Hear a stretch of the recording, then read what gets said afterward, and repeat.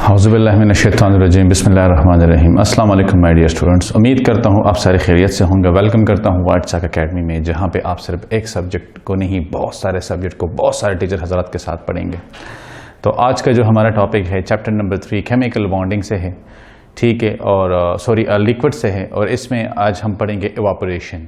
Evaporation causes cooling, कैसे करता है ये सवाल जानने की कोशिश करेंगे। और एक सबसे इम्पोर्टेंट फैक्टर कि जब हम अपने हाथों पे, पाम पे, मतलब यह है कि कोई एसीटोन वगैरह डाल दे तो वो ठंडा क्यों होता है, पानी छिड़कते हैं तो वहाँ पे ठंडक का एहसास क्यों होता है, या अगर हम कहें कि सर्दियों में जब धूप निकलती है तो सर्दी ज़्यादा क्यों, शिद्दत क्यों महसूस ज़्यादा होती है, ठीक है, और जब बादल होते हैं तो फिर गर्मी क्यों फील होती है, ठीक है। तो ये इन सवालात के जवाब आज आपको देखने को मिलेंगे। तो अगर अभी तक आप लोगों ने चैनल को सब्सक्राइब नहीं किया तो आप चैनल को सब्सक्राइब कर दीजिएगा और अपने दोस्तों के साथ भी शेयर कर दीजिएगा। अच्छा, तो चलो हम स्टार्ट कर लेते हैं। सबसे पहला एवापोरेशन। एवापोरेशन क्या है? एवापोरेशन का हम इस तरह कह सकते हैं कि the spontaneous conversion, spontaneous conversion of liquids into vapours, into vapours. हमारे पास जब लिक्विड वेपर में स्पॉन्टेनियस ये कि इसमें हम कोई सोर्स प्रोवाइड नहीं करते, मतलब ये एक ऑटोमेटिक प्रोसेस है कि जब लिक्विड हमारे पास कन्वर्ट हो जाता है किस चीज में, गैस के फॉर्म में, वेपर्स की फॉर्म में, तो इसको हम कहते हैं क्या, एवापोरेशन। तो इसका मतलब ये है कि अब देखें, एवापोरेशन इज कंटिन्यूअस प्रोसेस। क्या है ये हमारे पास कंटिन्यूअस प्रोसेस है। क्यों कंटिन्यूअस है? क्योंकि happen at all temperature, happens at all temperature. इसमें हम कोई टेम्परेचर प्रोवाइड नहीं करते, जो भी टेम्परेचर अवेलेबल होता है, चाहे रूम टेम्परेचर हो, उससे कम हो या ज्यादा हो, तो ये प्रोसेस उस पर कंटिन्यू करता है। अब ऐसा क्यों होता है? क्योंकि जो लिक्विड्स होते हैं, लिक्विड्स मॉलिक्यूल्स होते हैं, तो liquid molecules have different energy, have different energies। अब ये different energies की वजह से हमारे पास फिर evaporation का फिनोमेना भी एक ऑटोमेटिक प्रोसेस होता है। किस तरह? अब देखिए, ये हम कहते हैं कि ये एक सरफेस फिनोमेना। क्या है?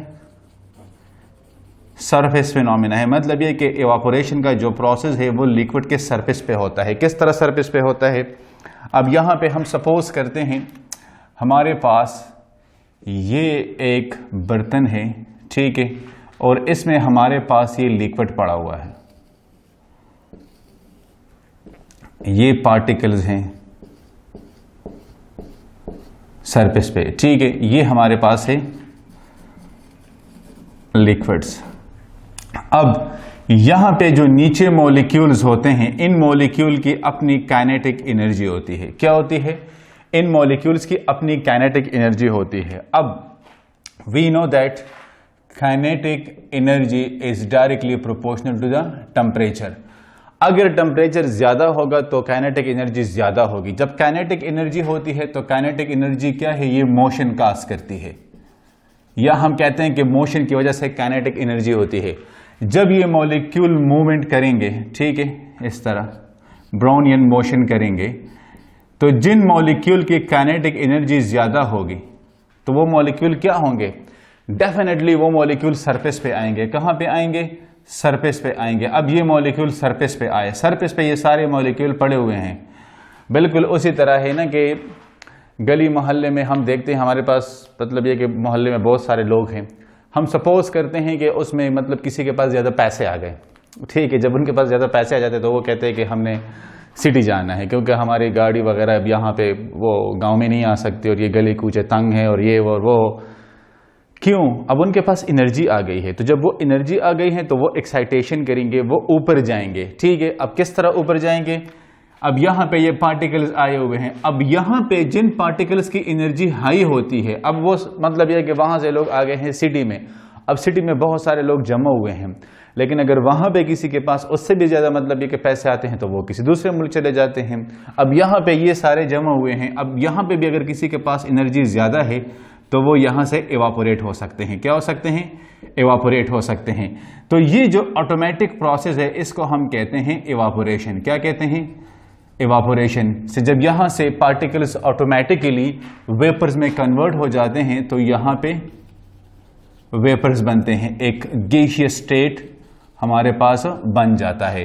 तो जो मैटर हमारे पास लिक्विड फॉर्म में मौजूद था अब वो गैसियस फॉर्म में चला गया। क्यों चला गया? Because of the evaporation. तो इट मीन कि इवापोरेशन के लिए टेम्परेचर का मतलब होना जरूरी है। ये नहीं कि हम कोई टेम्परेचर प्रोवाइड कर रहे हैं तो, लेकिन अगर ज्यादा टेम्परेचर होगी तो काइनेटिक एनर्जी ज्यादा होगी, काइनेटिक एनर्जी ज्यादा होगी तो मोशन ज्यादा होंगे, मैक्सिमम पार्टिकल सरफेस के ऊपर आएंगे। इसलिए मैंने कहते कि ये एक सरफेस फिनोमेना है। Evaporation occurs from the surface. आप इसको इस तरह भी लिख सकते हैं। नहीं आया समझ? देखिए बड़ी सिंपल बात है। मैंने कहा ये मॉलिक्यूल्स है, यहां पे ये मॉलिक्यूल मूव कर रहे हैं, ठीक है। अब जितनी इनकी काइनेटिक एनर्जी ज्यादा होगी तो ये मॉलिक्यूल ऊपर आएंगे, एक्साइटेशन होगी। यहां पे अगर सरफेस पे पार्टिकल्स मौजूद है तो सरफेस से वो मॉलिक्यूल ऊपर जाएंगे कि जिनकी काइनेटिक एनर्जी बाकी मुकाबलों के में ज्यादा हो, तो वो सरफेस से इवापोरेट कर जाएंगे। ये एक प्रोसेस चलता रहता है जिसको हम कहते हैं इवापोरेशन। हम कहते हैं कि ये हर एक टेम्परेचर पे होता है, इसलिए हम इसको कंटिन्यूस प्रोसेस कहते हैं। क्या कहते हैं? कंटिन्यूस प्रोसेस कहते हैं। फिर इसके अपने कुछ कैरेक्टरिस्टिक्स हैं, ठीक है। इवापोरेशन के अपने कैरेक्टरिस्टिक्स हैं। क्या है वो कैरेक्टरिस्टिक्स?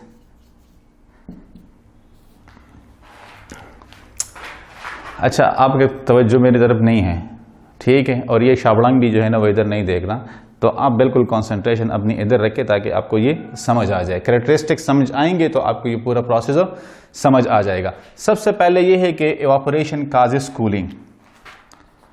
क्या है? सबसे पहले है कि इवापोरेशन काजेस कूलिंग।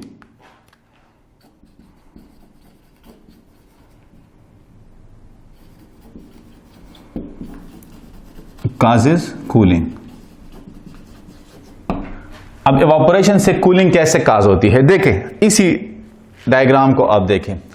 जब यहां से इवापोरेशन होती है तो इवापोरेशन तब होती है कि जब ये मॉलिक्यूल हीट, ये एनर्जी एब्जॉर्ब करता है in the form of heat. क्या? In the form of heat. अब ये मॉलिक्यूल अगर इस तरह सराउंडिंग से एनर्जी एब्जॉर्ब करता है, हीट एनर्जी ये एब्जॉर्ब करता है, ये भी हीट एनर्जी एब्जॉर्ब करता है। तो जब ये सराउंडिंग से हीट एनर्जी एब्जॉर्ब करेगा तो ऑटोमेटिकली सराउंडिंग का मौसम बेहतर हो जाएगा, ठीक है। अब फॉर एग्जांपल आपने यहां पे मतलब यह है कि आप एक फोम लिया है, ठीक है। एक फोम आपने लिया है, वो फोम आपने पानी के ऊपर रख दिया, थोड़ा सा पानी है आपने इसके ऊपर रख दिया, आपने इसको प्रेस किया और फिर उस पानी में आपने इसको छोड़ दिया।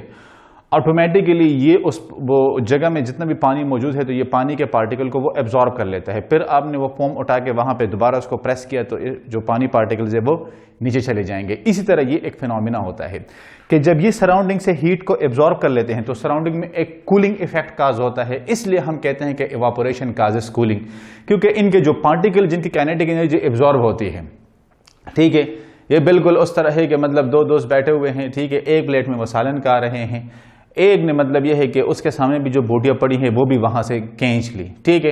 अब वो क्या, उसके पास कुछ नहीं रहा तो वहां पे मतलब यह है कि वो बड़ा उसको तब चढ़ गया है, तो वहां पे आपकी सेल्फिशनेस ने गुस्सा काज किया। यहां पे इवापोरेशन कूलिंग काज करता है, ठीक है। इसको आप इस तरह समझ लें, ठीक है। अच्छा, अब यहां पे ये जो इवापोरेशन का, तो ये जो सराउंडिंग से हीट एनर्जी एब्जॉर्ब कर रहा है तो सराउंडिंग में एक कूलिंग इफेक्ट काज करता है।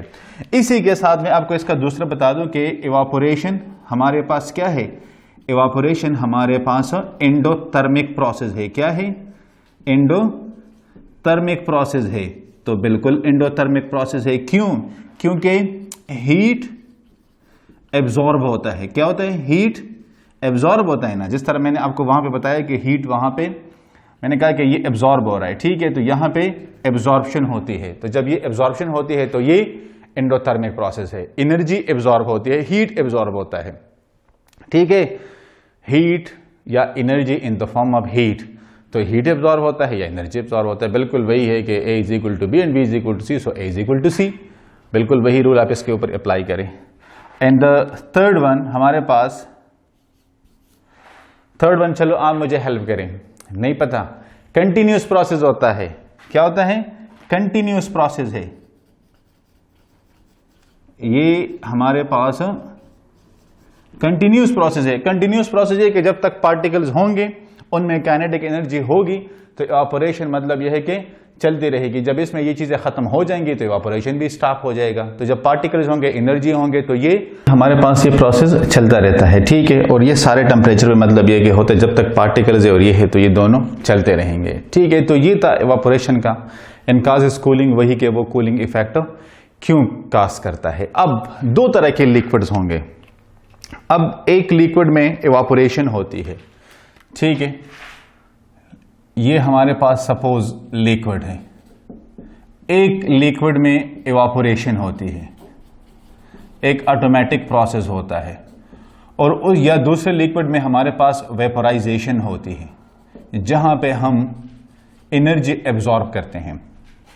इस लिक्विड को हम कहते हैं वोलेटाइल लिक्विड। क्या कहते हैं? Volatile liquid. और इस वाले को हम कहते हैं नॉन वोलेटाइल लिक्विड। क्या? Non volatile liquid. तो अगर आपका कभी पे आ जाएगी मतलब वोलेटाइल और नॉन वोलेटाइल लिक्विड में क्या फर्क है, तो वो लिक्विड के जिसमें हमारे पास इवापोरेशन होती है उसको हम कहते हैं वोलेटाइल लिक्विड। ऑटोमेटिक प्रोसेस होता है, स्पॉन्टेनियस प्रोसेस होता है। और वो लिक्विड के जिसमें हमारे पास मतलब हम एनर्जी प्रोवाइड करते हैं, हम वेपोराइजेशन करते हैं, मतलब हीट प्रोवाइड करते हैं, टेम्परेचर प्रोवाइड करते हैं, जहां पे वेपोराइजेशन होती है उसको हम कहते हैं सिंपली क्या? Non volatile liquid. For example acetone, ये हमारे पास वोलेटाइल है और वाटर हमारे पास नॉन वोलेटाइल है, ठीक है। ये आप मेरे साथ में एग्जांपल दे सकते हैं। तो इसको आप मतलब नोट डाउन करें, मैं आगे आपको इसके फैक्टर्स बताता हूं।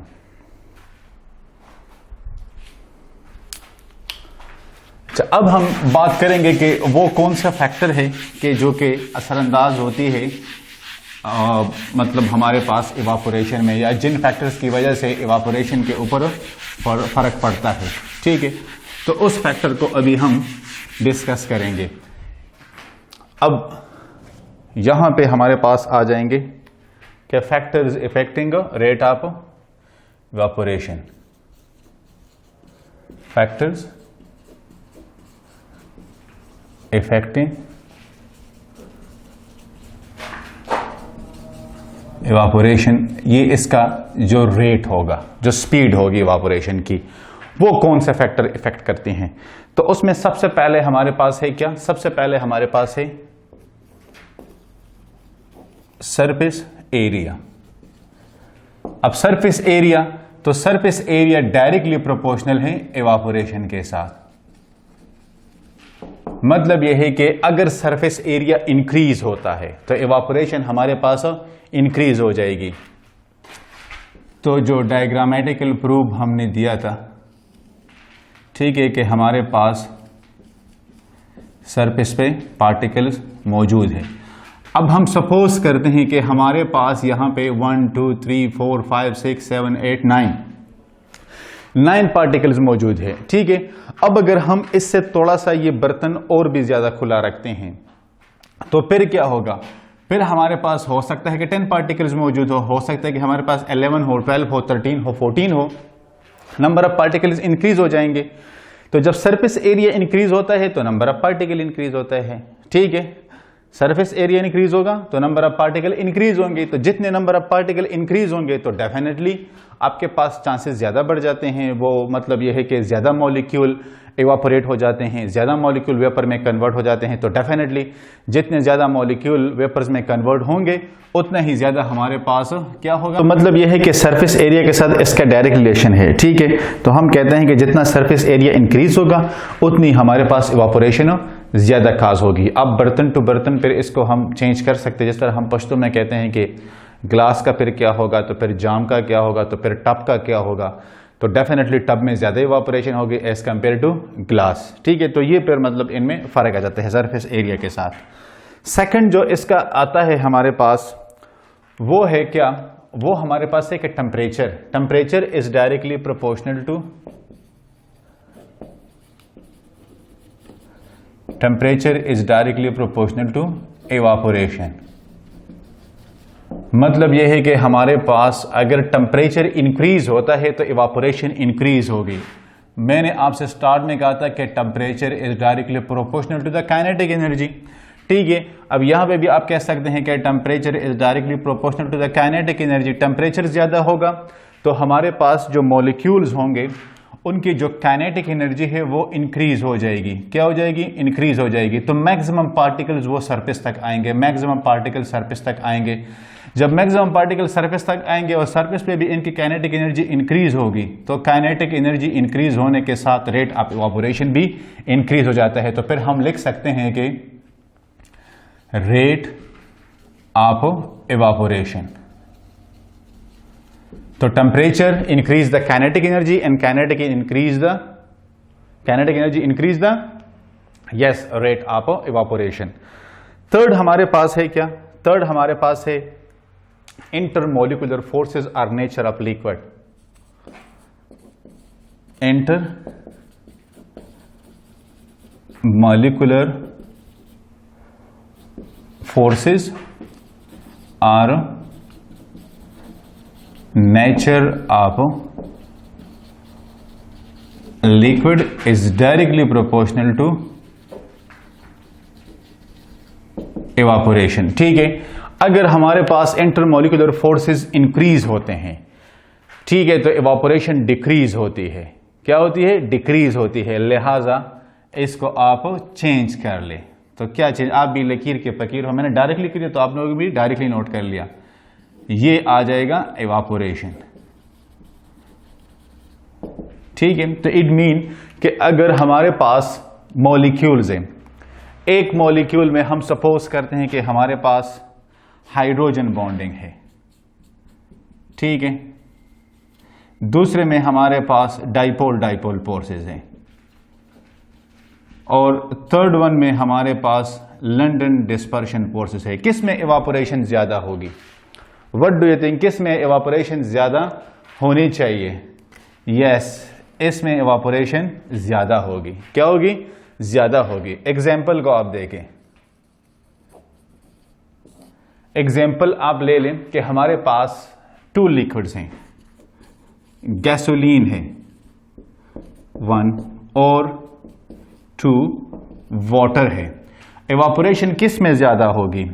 हाँ, यस, इवापोरेशन ज्यादा होगी किस में? शाबड़ंग, आपको नहीं पता किस में ज्यादा होगी? अच्छा, चलो बताएं किस में ज्यादा होगी। नहीं समझ आ रहा यार? जिसमें हमारे पास जो है ना वो इंटरमोलिकुलर फोर्सेस वीक होंगे, तो वीक किस में है? इसमें वीक है ना वो भाई। इसमें तो हाइड्रोजन बॉन्डिंग होते हैं, द स्ट्रॉन्गेस्ट इंटरमोलिकुलर फोर्सेस। ये तो नहीं हो सकते फिर। तो हमारे पास होगी किस में? गैसोलीन में। किस में होगी? गैसोलीन में। सपोज आपके पास दूसरा वो आ जाता है। दूसरा क्या?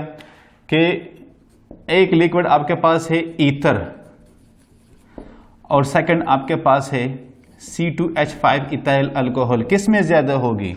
इसमें ज्यादा होगी, क्योंकि इसमें हाइड्रोजन बॉन्डिंग का पोर्शन है। हाँ, इसका आप कंपैरिजन कर सकते हैं किसके साथ? ये आ जाएगा हमारा मुकाबला। चलो हम इसका मुकाबला करवाते हैं, वर्सेस। तो फिर हमारा मुकाबला आ जाएगा किसका? The final one, ethyl alcohol और वर्सेस वाटर। अब मुझे बताएं किस में ज्यादा होगी?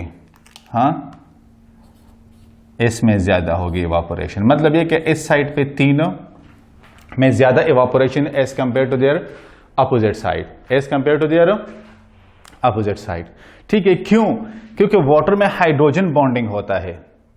तो अगर हम कहें कि रेट ऑफ इवापोरेशन, अगर आपको ये याद हो जाता है तो फिर इधर जाएगा, इज क्या?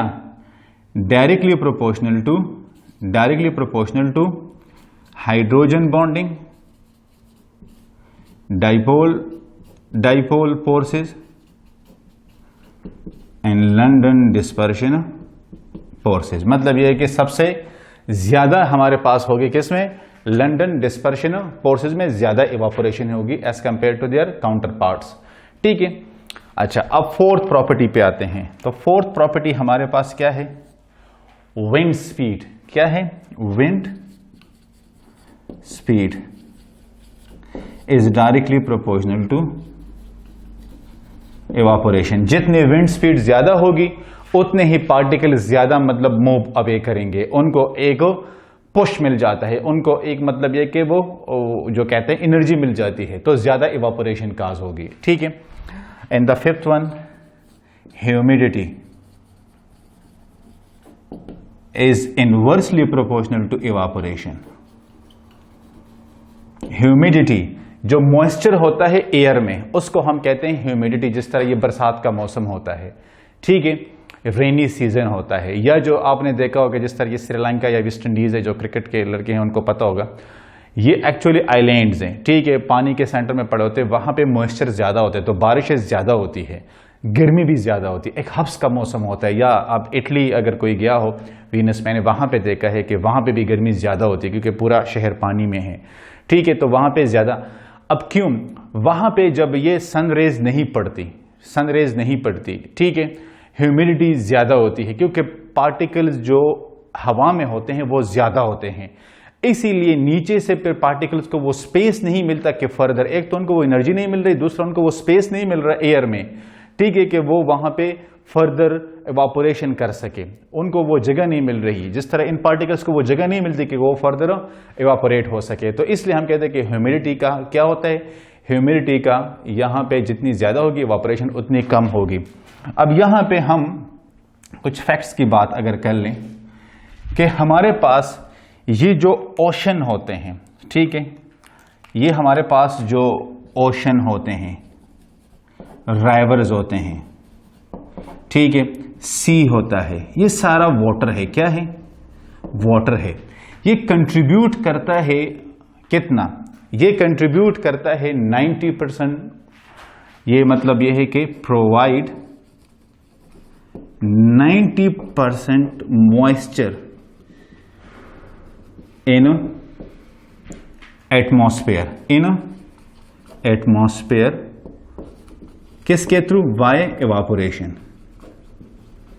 अब देखिए ये इवापोरेशन का रोल इतना इसमें इंपॉर्टेंट होता है। या जब वाटर का क्या होता है, आप एक चीज को याद रख ले, जब सन रेस पड़ती है, मतलब यह है कि जब सन रेस पानी के ऊपर पड़ती है, सर्दियों में अगर आप लोगों ने देखा होगा, जब सर्दियों में धूप निकलती है तो ठंडक का एहसास ज्यादा होता है। क्यों होता है? क्योंकि जब सन रेस पड़ती हैं पानी के ऊपर तो पानी उससे एनर्जी को एब्जॉर्ब करता है, तो पार्टिकल्स इवापोरेट करते हैं, वेपर्स बनते हैं, लेकिन वही वेपर सराउंडिंग से हीट को एब्जॉर्ब करते हैं, तो पूरे सराउंडिंग का जो एटमॉस्फेयर होता है वो क्या हो जाता है? वो कूल हो जाता है। तो ये कूलिंग इफेक्ट इसलिए काज करते हैं। या अगर आप लोगों ने देखा होगा कि ये जो अर्थन पार्ट्स होते हैं, जो मतलब मिट्टी के बर्तन होते हैं, तो वहां पे पानी ज्यादा ठंडा रहता है। क्यों? क्योंकि जो बर्तन होते हैं उनके बॉडी में पोर्स होते हैं, तो उसके थ्रू इवापोरेशन होती है, तो पीछे से जो मॉलिक्यूल्स होते हैं वो उनसे हीट एब्जॉर्ब कर लेते हैं, तो वो कूल रहते हैं। या अगर आप हथेली पे मतलब ये कि एसीटोन वगैरह डाल दे तो वो एक ठंडक का एहसास होता है। क्यों? वहां से पार्टिकल्स इवापोरेट हो जाते हैं, वोलेटाइल लिक्विड है, तो पीछे जो टेम्परेचर होता है उसको वो डिक्रीज कर लेते हैं, तो एक कूलिंग इफेक्ट काज होती है। ठीक है, मतलब एक फैक्ट ये हो गया। दूसरा हम कहते हैं कि कूलिंग ऑन फार्म, ये मैंने आपको बता दिया। या स्प्रिंकलिंग वाटर ऑन फ्लोर, आप अगर मतलब यह कि जमीन पे पानी डाल दे, फर्श पे पानी डाले, तो वहां पे कूलिंग इफेक्ट, क्योंकि वहां से इवापोरेशन होती है। जब इवापोरेशन शुरू हो जाएगी तो वो सराउंडिंग से क्या करते हैं? सराउंडिंग से वो हीट को एब्जॉर्ब कर लेते हैं। या अगर आपसे कोई पूछे कि भाई fourth number, H2O decreases on surface, why? आप कह देना कि जब धूप पड़ती है तो पानी इवापोरेट होता है, उसका वो लेवल फिर डिक्रीज हो जाता है एक्सपोजर के साथ। ये पूरा एक साइकिल है। देखिए, इवापोरेशन होती है, वही बादल बनाते हैं, बादल से फिर पानी आता है, फिर पानी जब ज्यादा हो जाता है तो फिर इवापोरेशन होती है, फिर ये एक पूरा साइकिल चलता है वाटर का। वाटर साइकिल इसको कहते हैं। तो इवापोरेशन के बगैर ये वाटर साइकिल इनकम्प्लीट है, इसलिए इवापोरेशन एक एसेंशियल पार्ट है। मेलू अब मुझे प्रॉपर तवज्जो नहीं दे रहे। मैं कहता हूं water cycle is essential part for the human being to live on the earth, और उसका जो एसेंशियल पार्ट है वाटर साइकिल का वो है evaporation. Without evaporation water cycle would never be completed. इसीलिए इवापोरेशन का रोल बहुत ज़्यादा अहम है। लोग कहते हैं कि डेली लाइफ में मतलब यह है कि आपका किस तरह का वो होता है, केमिस्ट्री किस तरह है। तो डेली लाइफ तो है ही सारी केमिस्ट्री। बस ये है कि अगर हम किताबों से निकल के थोड़ा सा एटमॉस्फेयर पे सोचे, यूनिवर्स पे सोचे, तो हमें सारा कुछ नज़र आ जाएगा। Guys, it was all about the evaporation. Hopefully आपको समझ आ गई होगी। चैनल को सब्सक्राइब कर दीजिएगा, दोस्तों के साथ भी शेयर कर दीजिएगा। इंशाल्लाह मुलाकात होगी फिर किसी अच्छे लेक्चर के साथ। तब तक के लिए अल्लाह हाफिज़।